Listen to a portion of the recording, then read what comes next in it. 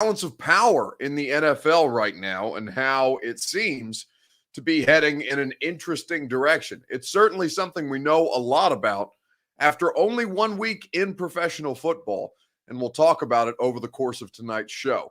We will spend some time on the performance, the debuts of a handful of rookie quarterbacks, literally a handful, 5 to be exact. And then because it's a Tuesday night, we'll have our gone viral video prepared for you to talk about something that went viral in football, specifically this week. We have a lot to get to, a lot of football to talk about. But before we do that, I need you guys to share this show around on Facebook, YouTube, Twitter, and on Twitch. If you're hanging out with us on Twitter, retweet the show in the bottom right-hand corner of your screen. If you are participating on Facebook Live, you can share now to public. That's in the bottom left-hand corner of your screen. If you are on YouTube or on Twitch, please subscribe to the A to Z Sports channel, where you can get our live streaming content 7 days a week. And now that more of you are here, we can go ahead and begin the show officially. Welcome into A to Z Sports Prime Time on a Tuesday from the DraftKings Sportsbook Studios. I'm your host, Buck Rising. I'm proud, as always, to be presented to you by the fine folks at Two Rivers Ford. Two Rivers Ford has the Built For You program, meaning that you can go even further with their award-winning customer service experience. I'll tell you more about the Built For You program here in just a second. That's available at Two Rivers Ford in Mount Juliet or online at tworiversford.com. The Ashton Real Estate Group of RE/MAX Advantage, the official real estate agent of the Titans, Preds, and A to Z Sports Prime Time. Get your dream address without the stress at GaryAshton.com. DraftKings Sportsbook and the award-winning DraftKings Sportsbook app. Promo code A2Z Sports is how you get in on all the action on the NFL, on college football, on baseball, as I'm watching the Braves and the Rockies right now using that promo code A2Z Sports. And of course, Brymak Mechanical, BRYMAK, Brymak.com. Satisfaction guaranteed on all your HVAC needs. So let's talk about week 1 in the NFL, because we did the show at halftime of the Ravens and the Raiders game. It was a spectacular experience. It's something that I wish we'd almost done a post-game show afterwards, because that game went to overtime. It was insane. 2 fun teams in the AFC. Even if the first 2.5 quarters basically were a bit of a slog, it was certainly something in the third quarter and in the fourth quarter, and really in overtime, when the Raiders and the Ravens kicked it up a notch. And it was emblematic of the weekend, the opening weekend, that the AFC had. The balance of power in the NFL, to me, is clear. And that's where we're going to start, the Titans included, between these two conferences. But first, I want to start with your Two Rivers Ford take. I want to know in the comments on Facebook, YouTube, Twitter, and Twitch, which conference in the NFL had the better opening weekend. Was it the AFC or was it the NFC? Let me know on Facebook, YouTube, Twitter, and Twitch. We'll talk about it together. Which side of the NFL, which conference in the NFL had the better weekend?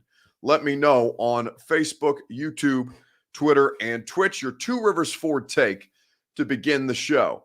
Let's see. Tighten up, Buckaroo, says Eric Torres. He's still expressing optimism. And, listen, week 1, you can flush it because they're going to. But you have to look and be realistic about what's awaiting you in Seattle, and something we'll spend more time on later in the week. El Boogie at 808 says Monday Night Football with the Mannings won football this week for me. Yes, we'll talk about that later in the show. So many weeks until your opening. So how many weeks, Bobby Dingman says, rather, until your opening topic is Urban to USC. Yeah, man, it's that's a real problem. It's a real problem with the Jacksonville Jags right now, and something that I just saw Mike Cliffs of the Denver, I think it's News 9 in Denver, who covers the Broncos, because that's the Jags' opponent this week. The Jags PR has declined to make Urban Meyer available to Denver media on a conference call, as is typically the custom. Let's see. Week 1 more than rusty, straight crusty for the Titans, says Josh. Ouch. But we're talking about between the two conferences, AFC and NFC, who had the better performance. You guys continue to weigh in. You'll hear from one of the participants in one of the conferences in the NFL here in just a second off a spectacular weekend of football. Even the bad games I thought were enjoyable outside what was particularly forgettable. I thought that the Vikings but even like the Vikings and the Bengals, because I thought that Joe Burrow had a fun game. Anyway, let me tell you about our friends at Two Rivers Ford who present the Two Rivers Ford Take each and every night. Two Rivers Ford is the official home of the 2021 Ford Bronco, but that's not the only thing that Two Rivers Ford offers you as a potential customer. Two Rivers Ford in Mount Juliet, where you can go visit them, is excited to announce and bring to you the Built For You program that they offer at the dealership when you pay them a visit in Mount Juliet.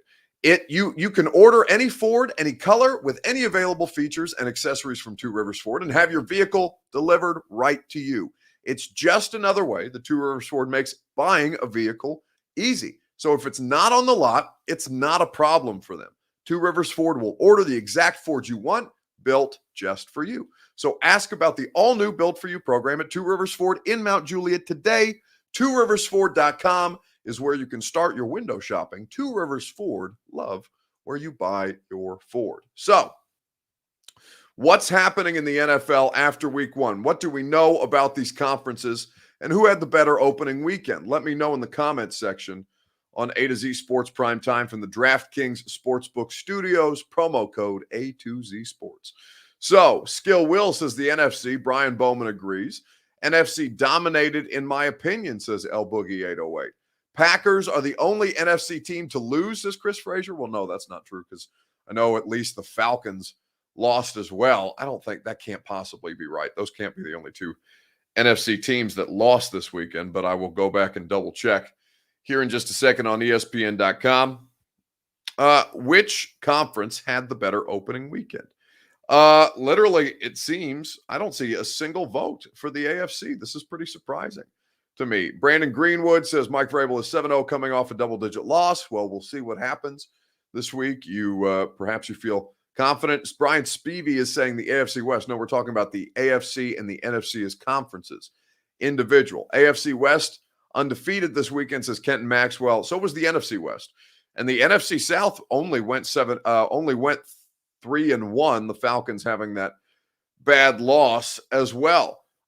Hey, Buck, haven't been here for a while. Good to be joining you again, says Randy Himberg. Welcome back, Randy. Happy to see you. Bears, Vikings, Washington football team, Cowboys, Giants, says Jay's in real life. Yeah, thank you. That's exactly right. There's plenty of NFC teams that lost this weekend in total. Packers, the only real team, though, I guess is what Chris Frazier is saying. Well, you can't do the math that way, Chris. That's not how it works. You know that. But honestly, I'm surprised to see so many of you saying the NFC because I thought, from my perspective, even though the Titans got smacked around, it was a great weekend for the AFC. Between the Ravens and the Raiders, both teams look competent. Both teams look like they could factor into the playoff picture with the expanded postseason, with the additional wild card game that the league had last year. The Browns, even in a loss, I thought looked good until Baker had a fine second half, but choked there at the end. Kansas City, of course. I thought that Miami and New England looked pretty stout with fairly good quarterback play. Tua doesn't seem to be anything special just yet, but their defense is fantastic, and Bill Belichick is a fumble away from winning that game. I thought, in my opinion, the AFC had the better weekend. Just from the games that I went through and watched, I mean, I saw that the Colts lost to the Seahawks. I saw the way that the Ravens lost that game in overtime, but still, I thought there was so much good. The Jets, I didn't think looked particularly impressive against Carolina, even though Corey Davis did have a good game. They still didn't do much. For me, it was the AFC. In my opinion, here on A to Z Sports Prime Time, all preseasons matter, says Dom Odell. I don't know if that's true, but I think that the AFC certainly, and embodied by Monday Night Football last night, I thought the AFC had a great opening weekend. Derek, how would you describe this game? You know what? It reminded me so much of my career so far. A lot of this, you know what I'm saying? And I'm thankful for this group because on both sides we made plays to help us lose it and to help us win it. But The only thing that matters at the end of the day is that score, as we've talked about. So I'm glad that we won. I know how much you were looking forward to the opener in this building. How did this game, the way it played out, how did it compare to how you thought it would go? Well, you always want it to go perfect. But playing a defense like this, I played them 4 or 5 times in my career now.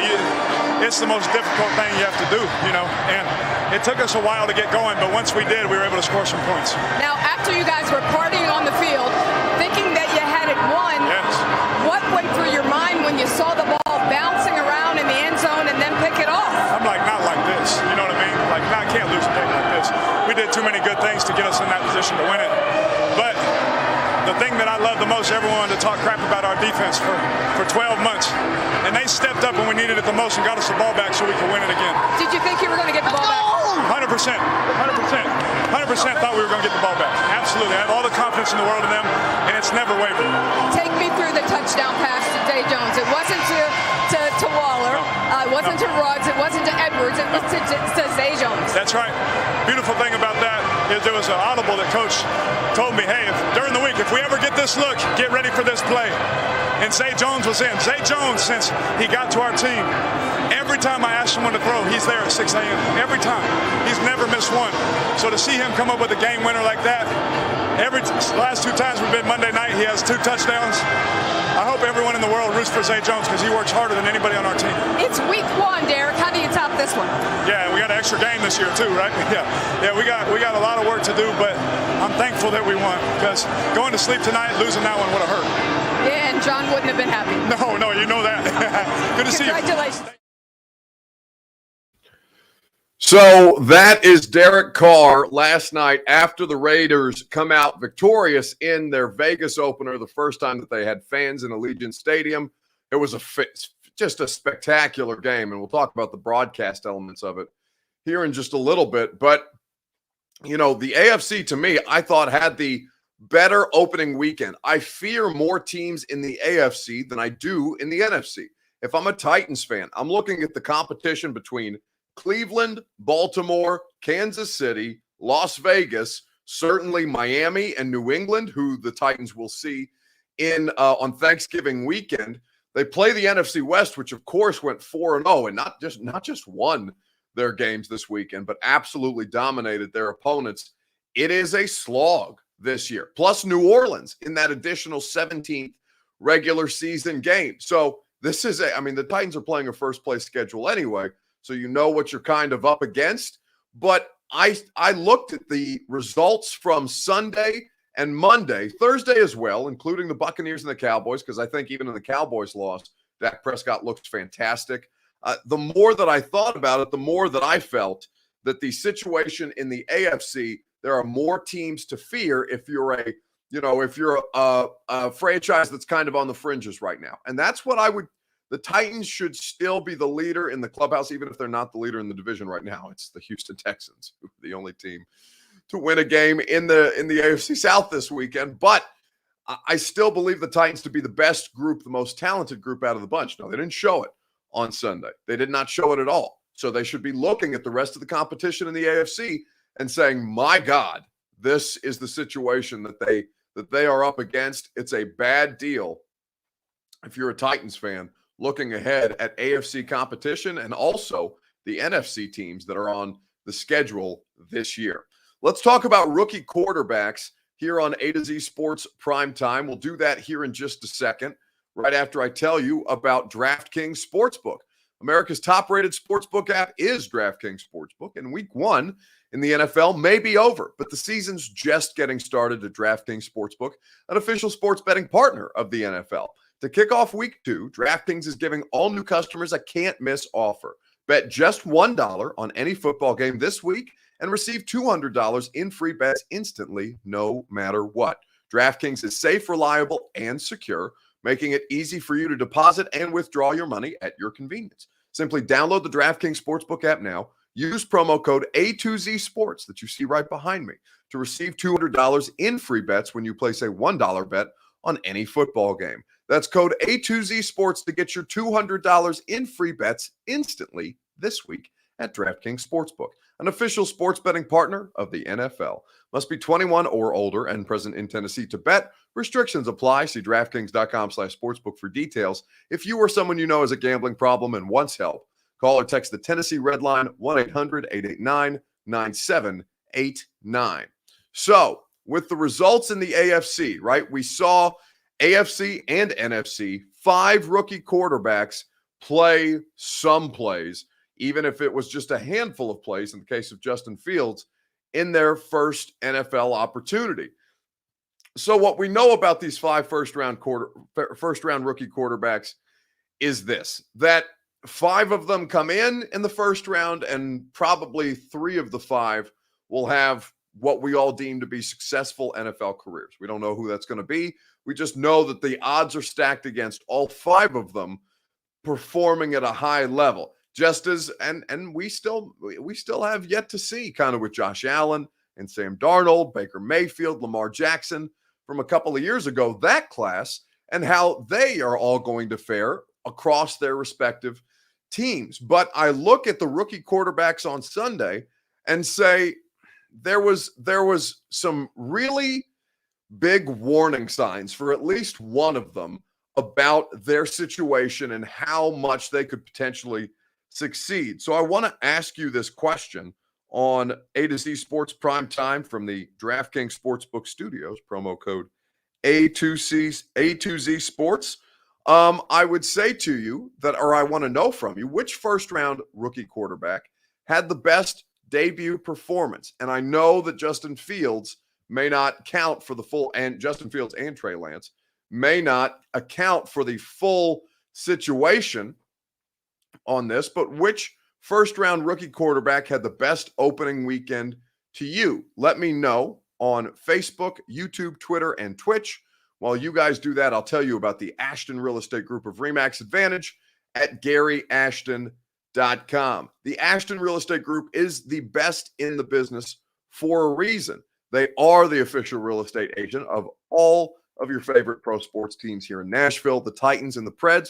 They're your favorite. They're the official real estate agent of your favorite sports streaming night talk show on A to Z Sports Prime Time. But they also have incredible customer service, and you can look no further than the Google reviews when you type in the Ashton Real Estate Group of RE/MAX Advantage. This from Marty Elzy. We worked with Jen Lambert. She was excellent in all aspects of our home buying process. Her market knowledge was extremely helpful in not only finding a home we will enjoy in the future, but will also be a great investment. You too can experience the fantastic customer service and home buying process that the Ashton Real Estate Group of RE/MAX Advantage offers you. Your dream address without the stress at GaryAshton.com. And if you're in the market to sell for more with the Gary Ashton team. All right, so let's talk about the situation for these rookie quarterbacks. Brian Spivey says the Jets lost by 5. I still didn't think that Zach Wilson, there were some throws that you saw him make, that traits that he has, but otherwise I was not overwhelmingly impressed with the performance of Zach Wilson and the New York Jets. I thought they lost to a bad Panthers team. Let's see. Mac Jones, as bad as it hurts to say being a Vol, says Brandon Roberts. Yeah, it's okay. Real game recognized game, right? Dom Odell says, Trevor, but that franchise goodness you hear about Urban might be looking at the USC job. These rumors, LOL.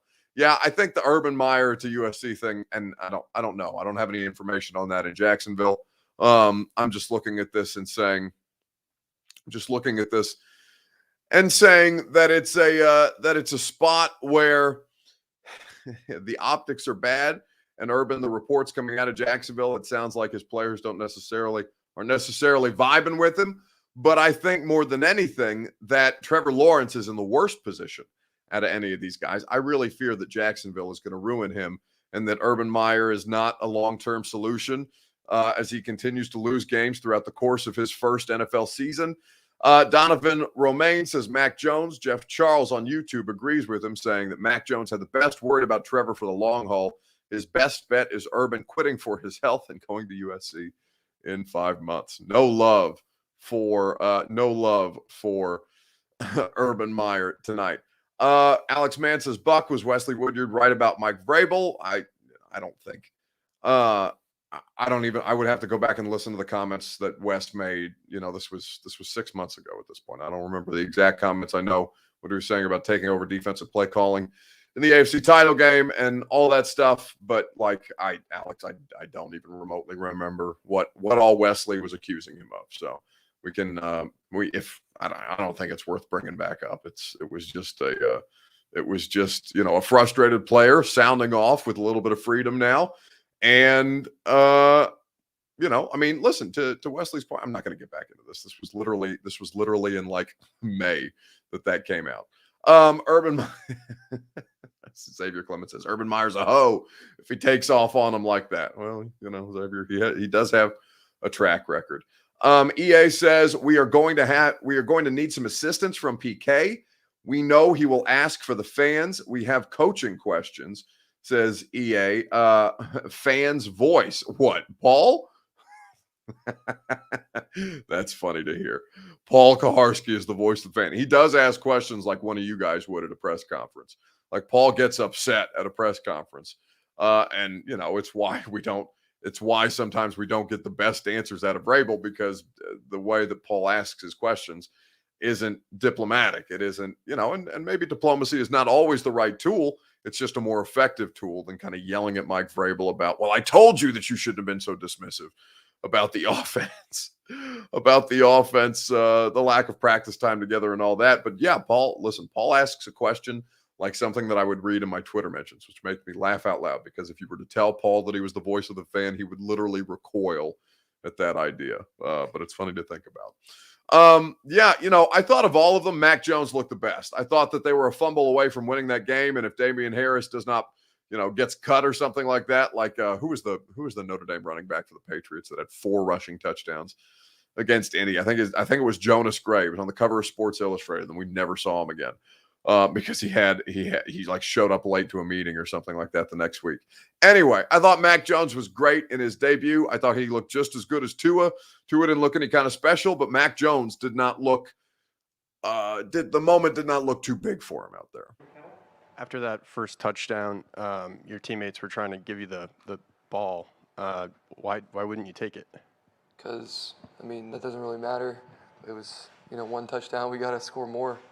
But it's not like the game was over right there. But, we got to do better in the red zone and get more touchdowns, and we will. So Mac Jones, his numbers weren't overwhelming, but he played well enough to win, right? Mac Jones looked comfortable in the Patriots' offensive system. They're going to get better. They're going to get more disciplined. If Damian Harris has a fumble, I bet we don't see a ton of Damian Harris against their next opponent. But Mac Jones, of all of these guys, is in the best possible situation, even as I think Trey Lance is in a good spot as well. Now, we don't know as much about Trey Lance or about Justin Fields, even though both of those guys did play a couple of snaps in their week one against their week one opponents. But Zach Wilson, TBD, and they're all TBD, right? But Zach Wilson, I need to see more. Trevor Lawrence, I think, is in a terrible position. Mac Jones, I think, is in the best spot of all of them and did seem to look the most comfortable out of the gate. Let's wrap up this show with a gone viral video, also to do with the world of the NFL, last night's Monday Night Football game, to be specific. The question that I'm asking you guys on Facebook, YouTube, Twitter, and Twitch, which Monday Night Football broadcast do you prefer? The traditional one on Big ESPN, or what happened with Peyton and Eli Manning last night on ESPN2? Let me know on Facebook, YouTube, Twitter, and Twitch. Which broadcast of Monday Night Football did you prefer? The normal one or the Manning brothers? Give me your answer. We'll talk about it together right after I tell you about Brymac Mechanical. BRYMAK, Brymac.com. Satisfaction guaranteed on all of your HVAC needs. 3 locations in Middle Tennessee and in Kentucky to make sure that your residential HVAC needs are satisfied. And if you have a commercial business, they can take care of you as well. Brymac Mechanical, BRYMAK, Brymac.com. Okay. A to Z Sports Primetime, DraftKings Sportsbook Studios, promo code A to Z Sports. Which Monday Night Football broadcast did you enjoy more? Give me your answer, and we'll talk about it together. Puka says the Manning boys. Shrike agrees. Manning, and it should be available for all primetime games. It's just going to be Monday Night Football this year, where Eli and Peyton are going to do these ESPN2 simulcasts. Now, I saw that 800,000 people watched them last night, which is a pretty good number. Up against, a traditional Monday Night Football game. I didn't think the promotion around it was great. I thought they could have done more to bring it to people's attention because I had forgotten about it until a couple of hours before the game, and I started seeing tweets about it. But then once I turned it on, I couldn't pull away from it. I stayed there for the rest of the game. It was so much fun to watch. They went a little guest heavy, I thought, and they had a few too many pre-prepared bits out of the gate instead of just kind of watching the game like Peyton at the whiteboard. It was a little excessive, but it was the first time that they did it. And I thought for the most part, it was a better experience.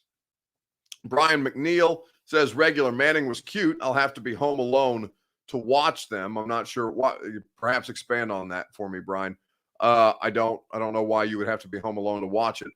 Manning for sure have the ratings come out, Buck, says Brad Lifford. Yes. In fact, I saw, let me pull up because I know that 800,000 people watched the Manning brothers broadcast, but I want to make sure that I have the normal Monday Night Football numbers as well. Okay, 15.3 million watched regular ESPN and ABC for the Monday Night Football game. ESPN2 had 800,000 people watching it. So, it's a big number versus a much smaller number. It's 15.3 versus 800,000. But still, 800,000 for something that was completely unproven. That speaks to Peyton Manning. It speaks to ESPN. It also speaks to football. But it was a lot of fun. Russell Wilson was quite enjoyable as a guest, though, says Shrike. I thought Russell was great. It's the best version of Russell Wilson I think any of us have seen, right? He was comfortable. He was breaking down. What we watched was Russell Wilson, Peyton Manning, at the end of that game at least, was Russell Wilson, Peyton Manning, and Eli Manning breaking down film in real time for all of us. They didn't feel like they were uncomfortable because they were on camera. You got a real, an active NFL player and two of his, one-time colleagues, one of them who he's played against in a Super Bowl, to basically break down film for you in real time and react to what they were seeing. How good or how bad Derek Carr was playing at various points. When Peyton kind of pointed out that late in that game, Derek Carr was calling his own plays at the line of scrimmage and probably not taking the play call from Gruden in a way that Peyton Manning can recognize the adjustments that they're making at the line of scrimmage. Let's say that I don't think it's for everybody because I feel like the majority will still want to watch, boring. It's boring to me. I understand why people like it. But, I don't need a play-by-play guy to tell me down and distance. I'm smart enough to know where that is on the screen, to recognize that. All I need to know is what's happening on the play. And that's what I got. And it was comfortable. It was a comfortable conversation between Eli and Peyton and the guests that they brought on throughout the course of the show. Travis Kelce, Charles Barkley, Ray Lewis, Russell Wilson. It was a really, really good time. I don't think they need all of that for the next game, but I think it was really good. Bobby French says Taylor maybe should did. I assume you mean should have done. Bussin' in the gym. Buck tell them boys they got no room to ever make fun of you again, brother. Yeah, listen. Taylor and I talk plenty of shit to one another. Will's going to be on the radio show tomorrow, by the way. Will and I talk plenty of shit to one another. It's not that deep, but who cares about Taylor doing a podcast? It's like, telling an NFL player that they can't watch an hour of TV on, during a week of work, during an NFL season. I don't care about the podcast and what its effect or lack of effect was on how Taylor Lewan played on Sunday. I just thought he played bad football. I thought he got. I don't think the podcast has anything to do with that. Let's see. Like the show. But Eli couldn't get a word in at times, says Brian. Yeah, they'll work that out. And it was funny to see Peyton kind of stampede over everything. But that was enjoyable to me, certainly for all of the viral moments that we did have. Wide line, can, 3-jet church. Here we go. Be alert on the weave here, right? 1 mid trip strike bunch, H settle, 51 scat, H weave rail, wide line, can, 3-jet church. Blue 20, blue 20. Easy, easy. Can. What's the can mean? He just canned it right there. Those are 2 plays I just called. I cannot, this helmet doesn't fit. Shocking that a helmet doesn't fit you. They didn't have a double XL helmet to fit that forehead? All right. He called 2 plays in the huddle, right? The first play, he didn't get the look that he wanted, so he canned it to the second play. Put the first play in the trash can. Now I'm going to 3-jet church. That's what Lamar is doing. He is surveying the defense, right? He's getting them to the best plays. Although I talked to Greg Roman, he says Lamar is at his best when he gives him a call it and run it play. So they were great all night long. Once they got comfortable, it was so much fun to you were watching an NFL football game with Peyton and Eli Manning. What could be more fun and more enjoyable than that? Mark Jones says Tennessee needs Will Compton. Okay. Tennessee needs a lot more than Will Compton. Can Will Compton kick field goals? Because right now they need a field goal kicker, even though they added Randy Bullock to the active roster today off the practice squad. Mark Hankett says that play where Buda Baker blew up Lawan, though, yeah, I saw that too. I also saw Roger Saffold get pushed the hell back by whoever number 95 is for the Arizona Cardinals, that big defensive tackle. It was not a good game. None of the offensive linemen had a good game, but Taylor Lewan was really bad. But again, it doesn't. Taylor Lewan getting lit up by 195-pound safety doesn't have anything to do with him doing a podcast. It just means that Taylor got by a bunch of good players. It was not, I'm not excusing it. It was bad football. He knows it. You know it. We all know it. The staff knows it. But it's got nothing to do with the podcast. That's just dumb. Seriously, Eli Manning is married to my cousin, says Joey Watts. They met at Ole Miss, and I don't talk to her, but it's true. And her name is, well, you don't need to be giving out her name, Joey. Like, you don't want people going out and searching this woman's personal life. I don't tell people because they don't believe it's true. Well, you did just tell an entire, there's a collection, there's hundreds of people across these 4 social platforms total, based on the number that I'm looking at right now. There's hundreds of people watching this live, Joey. So you literally did just tell people. So apparently you're not scared that they won't believe it's true here on the internet, as opposed to telling people in person. So that made me laugh a little bit. I don't tell people, but here's all of her information, her name, her street address, and her zip code. Josh Sabata says, I'm irrationally angry at J-Rob for the kicker situation. Yeah, well, here's what I'll say. It's not just John Robinson. I don't like Stephen Gostkowski, right? I don't think Stephen Gostkowski had a great experience here in Tennessee.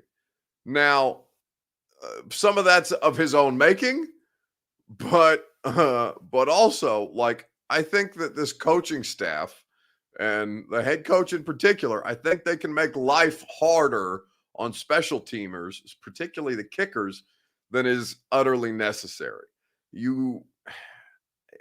And I won't get into some of the stuff that you hear around the situation, but all I know is that Gostkowski's still in town, and I don't necessarily think that he will be back in Tennessee at this point. That's about as much as I can tell you right now.